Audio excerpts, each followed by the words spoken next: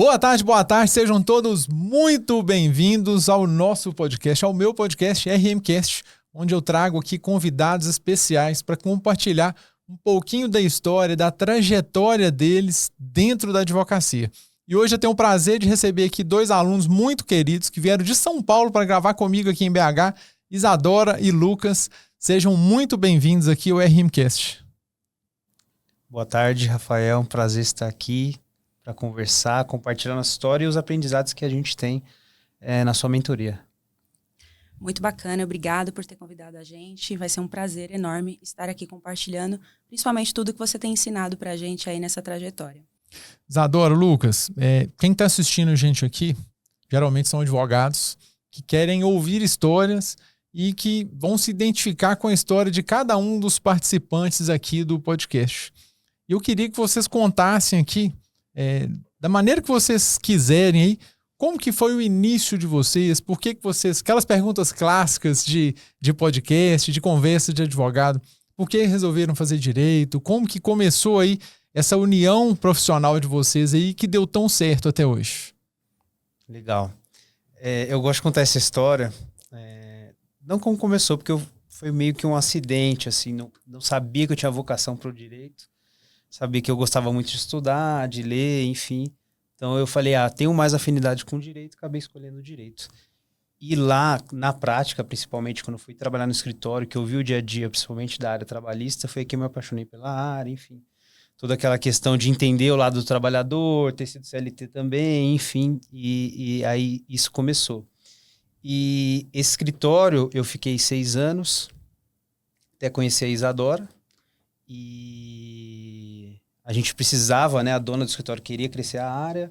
Eu falei, sozinho não dá, porque eu cuidava de todo o setor trabalhista, enfim. E aí eu convidei ela, porque eu conhecia da faculdade, mas a gente não era próximo. Ela me seguia, comentava ali do dia a dia. E aí eu fiz o convite. A dona do escritório falou, então chama ela, enfim, né, para trabalhar. E a gente começou. Nisso, eu tinha conversado, não se falava muito sobre tráfego pago. Aí eu conversei com uma agência de Brasília, que era para um outro projeto, e eu falei, será que dá certo para trabalhista? E aí a gente fez um investimento, né, porque era caro, R$2.600, e aí começou a vir muita coisa. A gente fechava 60 contratos, né, no primeiro mês da campanha. Acho que não tinha tanta concorrência. Isso que ano? 2022, né? 2022. Começou em dezembro para janeiro ali. Dezembro de 21 para 22. E então a gente tava em êxtase, né? Falou, nossa, essa área aqui vai crescer dentro desse escritório, né? Mas aí, sem nenhum motivo aparente, a dona do escritório falou que não queria mais ela lá. E eu que sempre fui muito acomodado, por isso que eu fiquei 6 anos lá. Não tive aquela coragem de sair e empreender. Só que eu tinha uma coisa comigo. Eu falei, tudo bem, você pode me prejudicar, mas você vai prejudicar uma pessoa que eu chamei para vir para cá. Ela saiu do trabalho dela, da estabilidade dela, para vir topar um projeto, você vai fazer isso com ela. E aí acabou que eu falei, então se ela sair, eu vou sair também. E depois de 6 anos, ela me mandou uma mensagem enquanto eu me arrumava para ir trabalhar e falou, é melhor você sair mesmo. E nisso eu tinha acabado de casar, enfim, eu sabia que quem saía de lá tinha um trabalho para receber.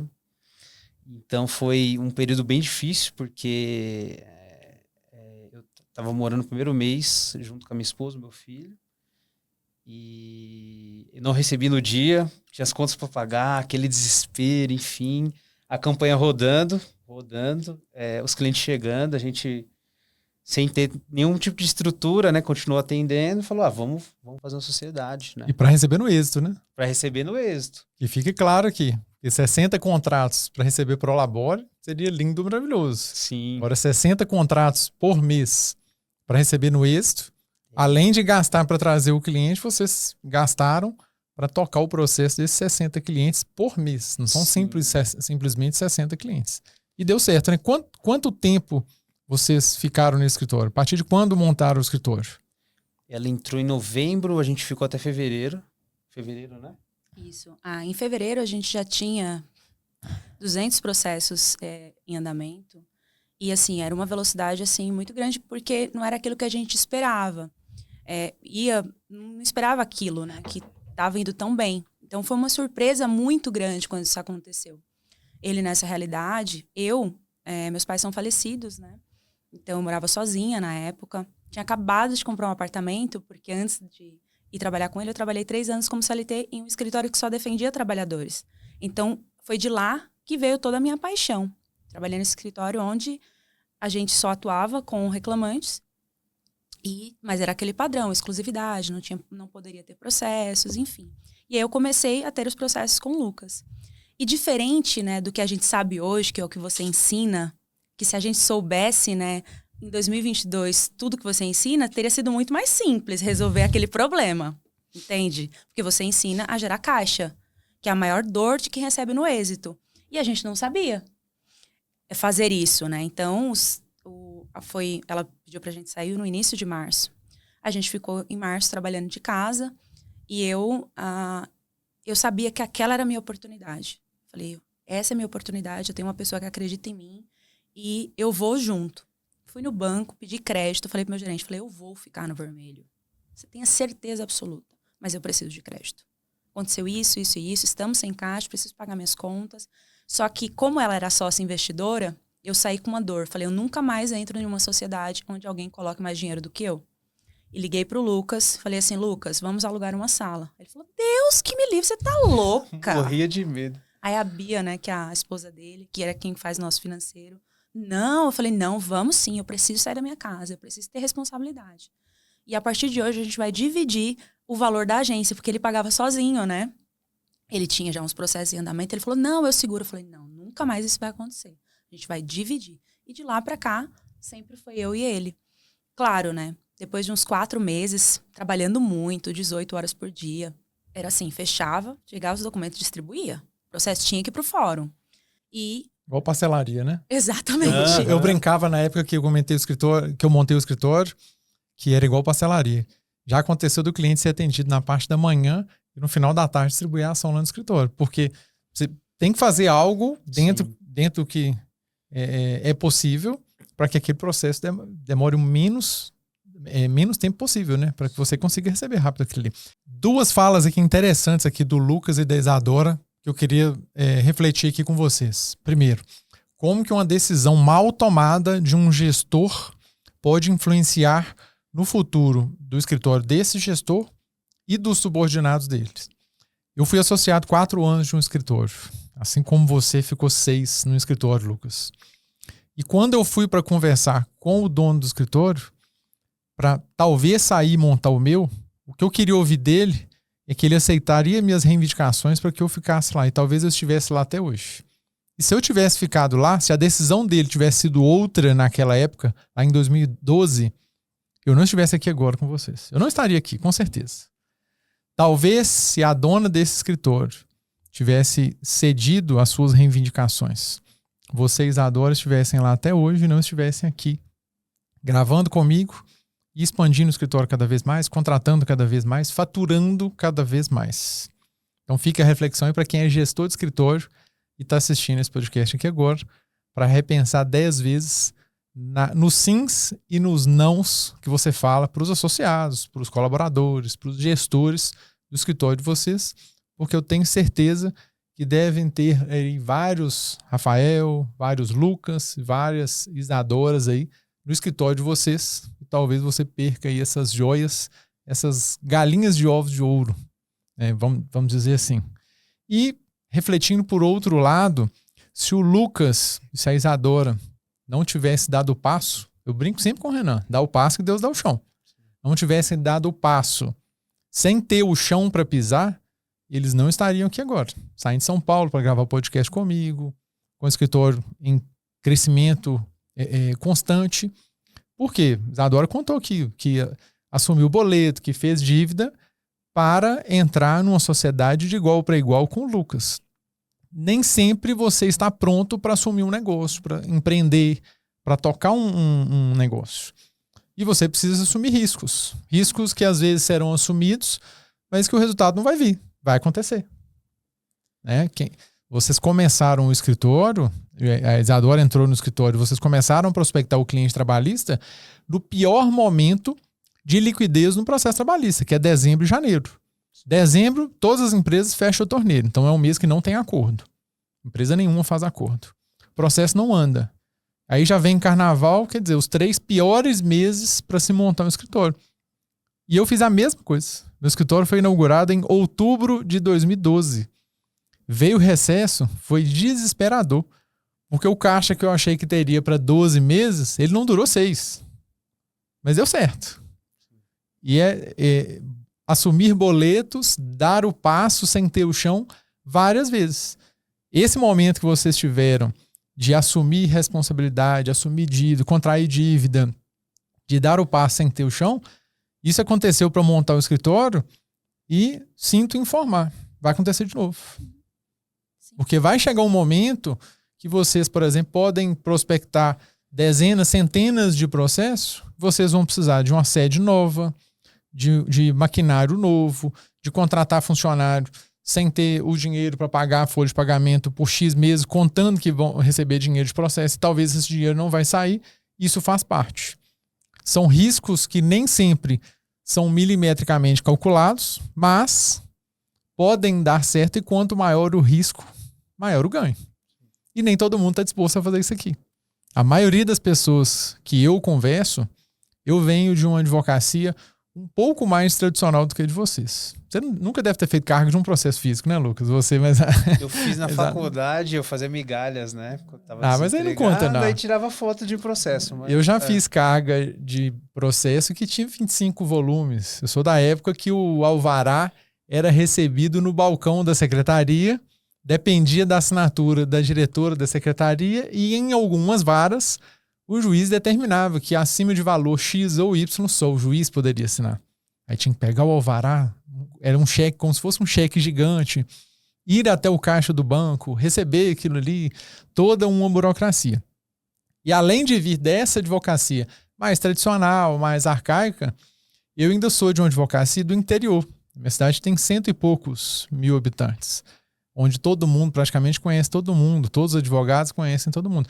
Então, uma vírgula que você sai da linha, daquela linha que todo mundo imagina que é a linha que tem que ser seguida dentro da advocacia, você é taxado ou de louco ou de irresponsável. E é assim que geralmente eu sou visto. Por parte da advocacia como louco e por outra parte como irresponsável.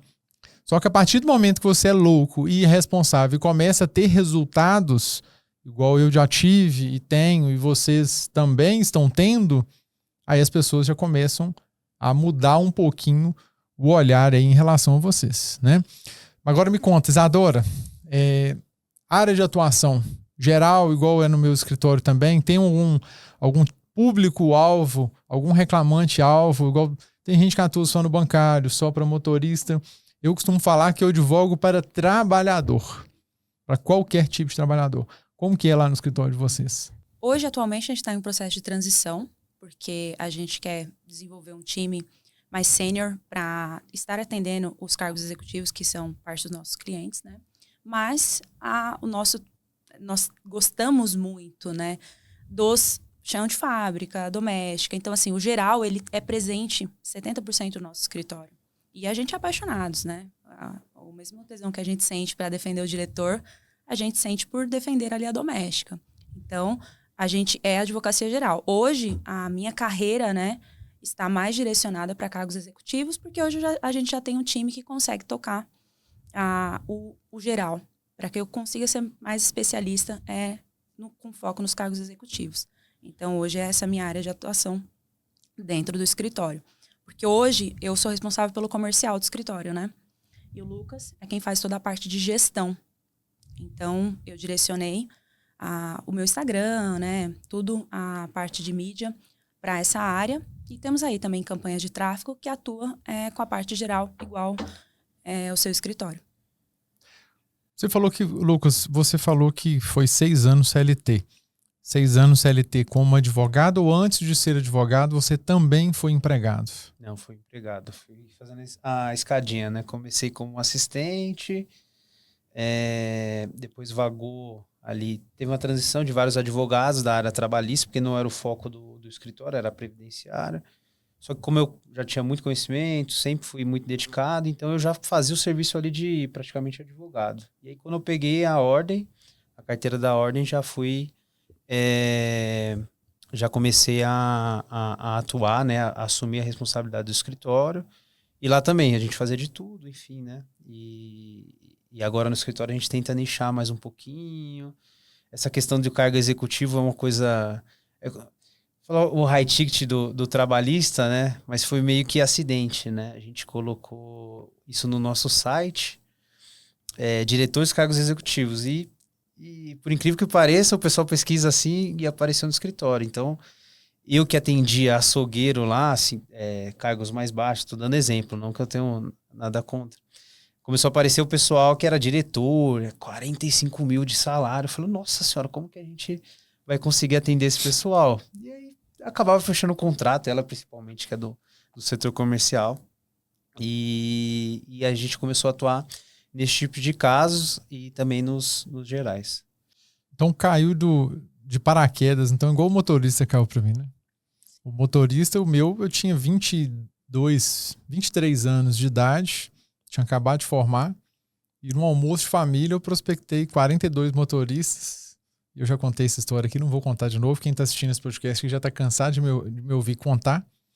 E desde então, o carro-chefe do meu escritório são ações de motorista, apesar de a gente pegar tudo.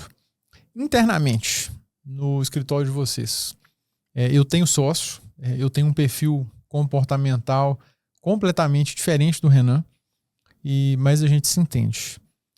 Vocês já contaram aí como surgiu a sociedade de vocês, mas internamente, como que é a divisão de vocês? Só para eu entender, assim, até quem tem mais o perfil do Rafael dentro do escritório de vocês e quem tem mais o perfil do Renan, porque o meu perfil é o oposto dele.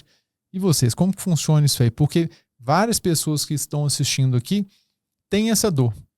Eu tenho amigos que têm sócio, têm uma sociedade, estão loucos para ficar livre dela. Eu tenho amigos que já tiveram sociedades frustradas e tenho amigos que são loucos para ter sócio. Eu tenho um amigo que me liga pelo menos uma vez por semana para contar algum problema ou para compartilhar algum problema e pelo menos em uma dessas ligações por mês ele me fala: nossa, Rafa, meu sonho é ter um sócio igual o Renan, eu tenho que arrumar um sócio para dividir os problemas. Só que a gente sabe que não é tão fácil assim. A sociedade, principalmente a sociedade em um escritório de advocacia, como nós não fomos preparados para empreender na advocacia, eu arrisco dizer que é mais difícil do que um casamento. Porque a sociedade ela é um casamento. Só que quando você não é preparado para isso, você às vezes nem sempre tem essa intenção de contrair essa sociedade, ela fica ainda mais difícil. Agora, e vocês? Como que funciona a sociedade de vocês no escritório? A divisão das tarefas, até mesmo o perfil aí para desempenhar essas tarefas no escritório de vocês? Todo mundo sempre faz essa pergunta pra gente. Acho que todas as pessoas que veem uma sociedade bem-sucedida, elas anseiam por isso, né? E eu considero que a nossa sociedade é uma sociedade muito bem-sucedida, porque além do Lucas ser meu sócio, ele é meu amigo. E eu sempre brinco com ele. Se em algum momento eu tiver que escolher entre o negócio e a sua amizade, eu vou escolher a sua amizade. Porque o negócio eu consigo tocar e você também. Mas hoje eu cuido da parte comercial. O Lucas me deu todo o tempo livre para eu focar toda a minha energia, né? Porque é a parte que eu realmente sou boa, né? De duplicar um contrato em 2, 3, 4. Gosto realmente ali de conversar com os clientes. Enfim, esse é o talento que eu tenho. Meu talento é ir na audiência, pegar a testemunha, levar para o escritório e fechar o contrato. E aquela testemunha vai ter outra testemunha, enfim. Esse é o meu talento. E eu sou uma pessoa extremamente desorganizada. O Lucas é o oposto. Ele é super organizado. Então, ele cuida de toda a parte de gestão do escritório. Os manuais todos foi ele que montou. Então, toda a estrutura do escritório que nós temos hoje, que está cada vez mais evoluindo, foi tudo desenvolvida por ele. Então, assim, a gente casa muito bem. Só que a gente tem uma coisa que eu considero que é muito importante. Muito, muito mesmo. Nós somos muito leais um ao outro. Se eu fizer um negócio e eu ganhar R$50, 25 é dele e 25 é meu. E no dia que a gente saiu daquele escritório, a gente falou, tudo que entrar a partir de agora, você tem participação e eu tenho. Então, assim, já fui fazer diligência naquela época que não tinha dinheiro nenhum. Ganhar R$100, falou, Lucas, tá aqui 50, seus 50 mil. Então, a gente é muito, muito, muito, muito, muito. A gente respeita muito um outro. E quando você tem uma sociedade, eu até brinquei com ele, por que a gente tá aqui hoje, né?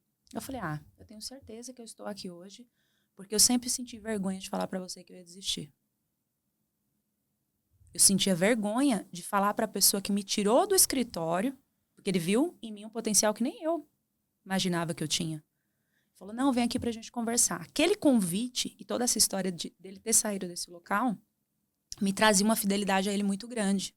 Eu falava, imagina que eu vou ligar pra ele e vou falar que eu vou desistir. Como assim? Não, a gente vai até o final. E nunca teve um plano B. Já recebi propostas nesse momento de desespero, de ligar pra ele. Ele fala assim, aguenta mais um pouco, por favor. Aguenta que vai dar certo. E teve um fato muito marcante, né? A dona Sávia vai ver, com certeza, esse podcast, né? Que é a mãe do Lucas. E assim, sou apaixonada por ela. Sou apaixonada por a família do Lucas, porque hoje eu me considero que eu faço parte dela. E eu tinha um apartamento, tinha acabado de comprar meu apartamento, era uma gracinha. Sabe quando você consegue fazer móveis planejados? Que você nunca morou numa casa que tem móveis planejados? Eu cheguei pro Lucas, foi a única pessoa que ficou sabendo. Eu falei, Lucas, não vai dar, vou ter que vender. Aí ele falou assim pra mim, ele falou, olha, meu pai tem uma casa lá no Veloso. Você não deve conhecer Osasco.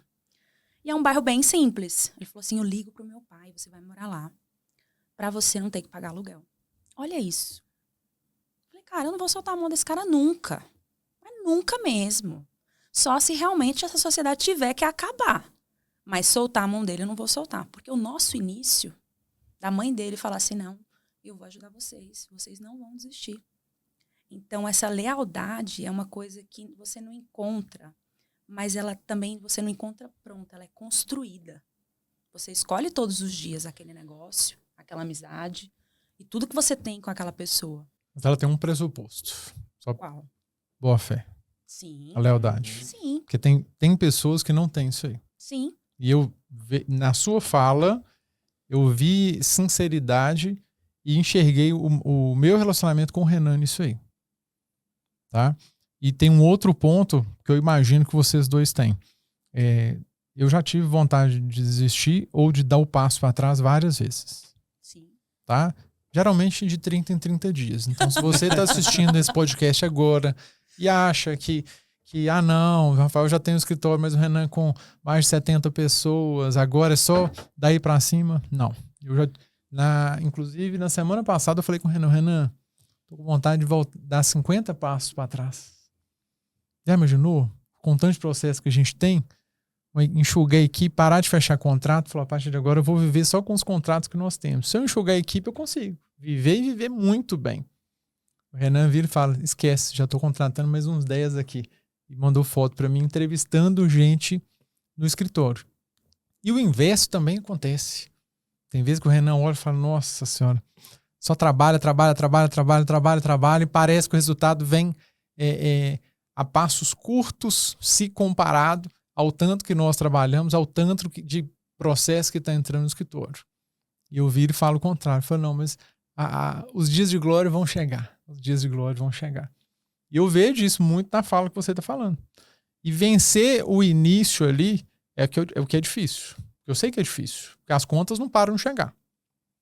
Né? Na situação do Lucas, esposa, filho.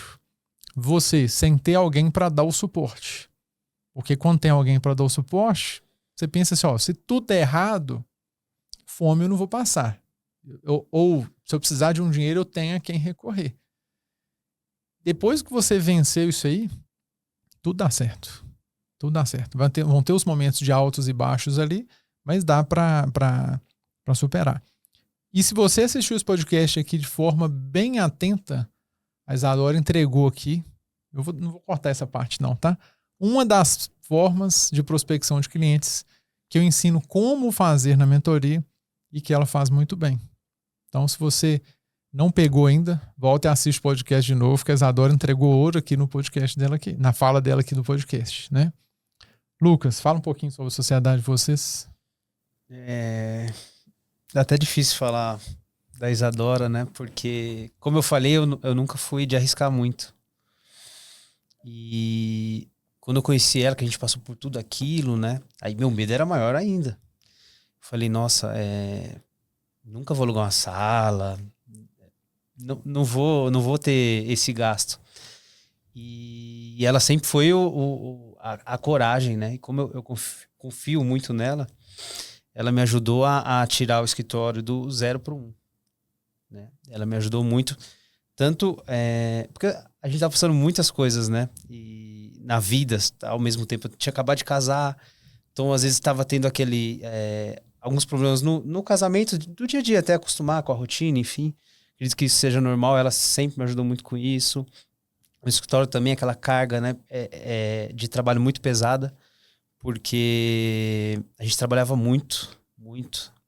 Eu tinha quase 100 quilos, a pálpebra tremia, enfim, e isso até traumatizou meu filho, porque ele não quer ser advogado, né?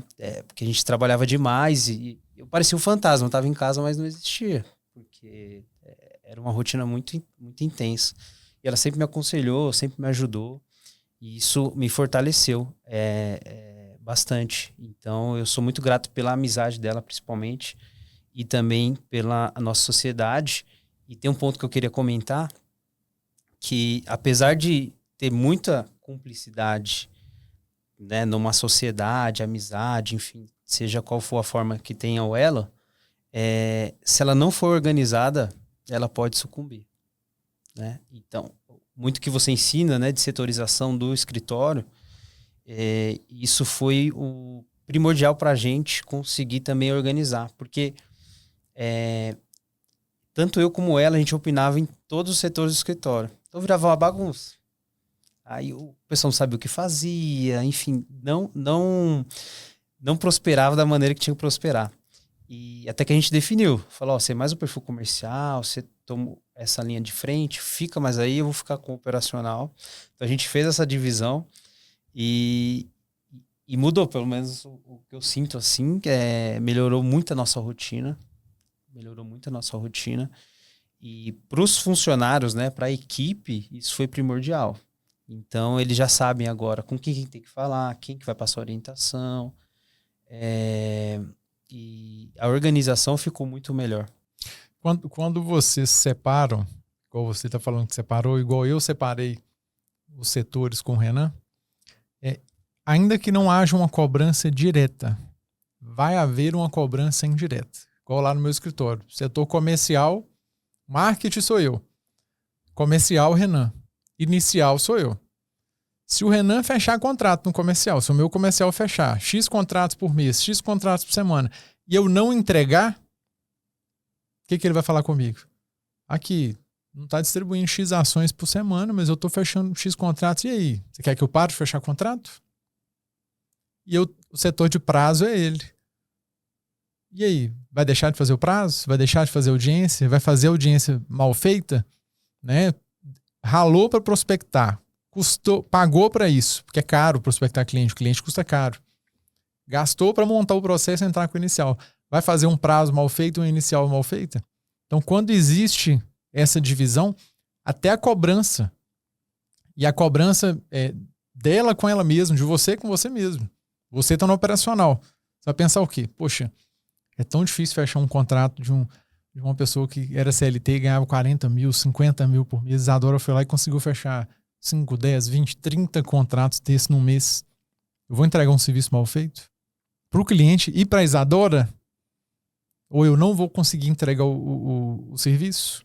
Né? Então, assim, essa cobrança ela é boa e ela é saudável. É como se fosse uma competição interna. Para quem dá o melhor e no final o resultado é positivo para os dois. Os dois ganham. Né? A pergunta clássica do podcast. Nós já tivemos aí algumas aulas, um encontro da mentoria individual. Como que a mentoria ajudou? O que mudou no negócio de vocês nesse curto espaço de tempo aí? Eu busquei em outros cursos, eu já estava preocupado com gestão e eu fui nas maiores escolas de negócio, procurar cursos, enfim, para aprender sobre gestão, como melhorar meu escritório. Só que lá eu não tive o conhecimento que eu consegui absorver na sua mentoria, porque é alguém que vive o que eu passo, né? Já passou pelo que eu passei Isso é muito importante, saber direcionar. Aqui é melhor você ir por esse caminho, porque eu já passei por isso. E a questão da setorização do escritório foi bem importante, porque eu nunca tinha visto isso, né? Em qualquer outra mentoria que eu já tinha buscado. Então, a questão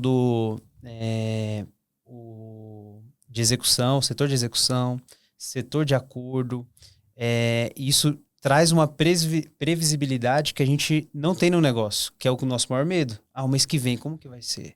Quanto que eu vou ganhar? Isso a gente já consegue. E com questões simples que você ensina no nosso dia a dia, a gente já muda a rotina da nossa equipe e já consegue já fechar um acordo muito antes de ter audiência. Já consegue, numa execução provisória, forçar a empresa a tentar resolver aquele processo. Então, essas questões ajudaram muito, né? Tem outras também, mas essas ajudaram muito a melhorar o desempenho do nosso escritório, ter uma previsibilidade, uma tranquilidade maior. Então, a mentoria ajudou muito nesse sentido. Porque quando você vai para uma mentoria tradicional ou para esses cursos de gestão tradicional, o que geralmente o pessoal prega? Divide o operacional do comercial. Lindo. Imagine uma fábrica. É o exemplo clássico que eu dou para todo mundo quando me pergunta sobre setorização do meu escritório. E como eu acho que um escritório de advocacia deve ser setorizado. Imagina eu chegar numa fábrica e separar. Não, operacional, cada um faz o que quer ou todo mundo faz de tudo. Eu não consigo criar uma linha de produção. E eu sou fã de carteirinha do Fordismo. Quanto mais microsetores eu tenho dentro de um escritório, eu tenho dentro de uma empresa, cada vez mais eu tenho especialistas naquilo ali. Eu tenho um setor comercial, eu tenho um setor de iniciais, que hoje o meu se subdivide em 3 e eu vou criar cada vez mais subdivisões para que as pessoas fiquem cada vez mais especialistas naquilo ali. E quando eu tenho um setor, uma setorização toda segmentada, igual vocês aprendem na mentoria e estão implementando dentro da realidade de vocês e eu tenho dentro do meu escritório, eu monto uma engrenagem que ela é praticamente perfeita. E ela funciona da mesma forma ou melhor do que a engrenagem entre os sócios. A gente deu exemplo aqui no início do podcast aqui das atribuições de vocês dois, assim como as minhas e do Renan. Acaba que um cobra o outro.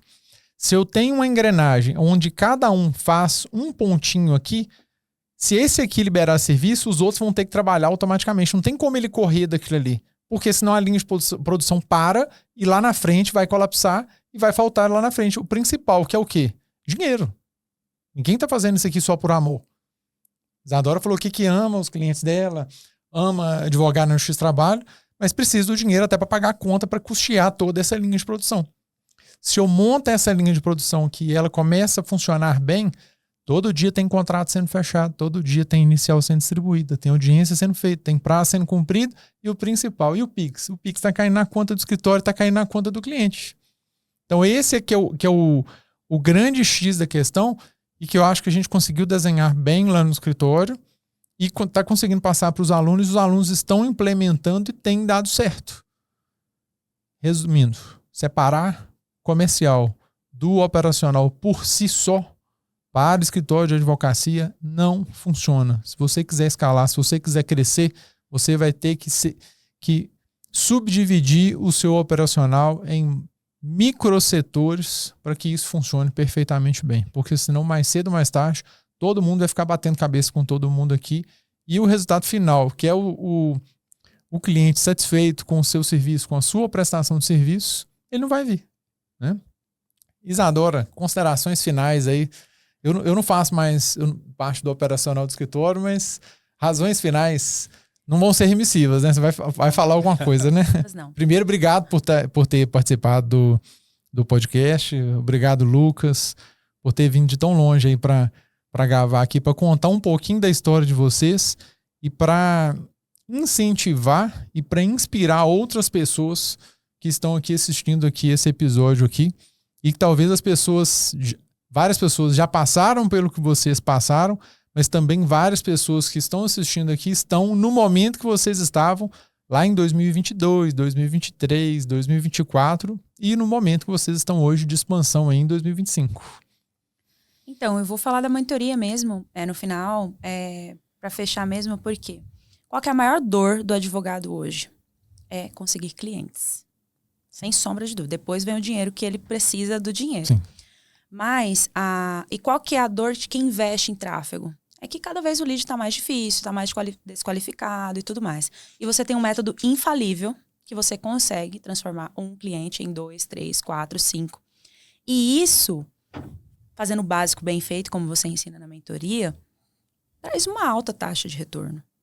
Muitas das vezes, se fizer só o que você aplica na mentoria, um dos métodos de prospecção, você vai ter o retorno do que você investiria um mês inteiro em tráfego. Entende? A custo zero, né? A custo zero.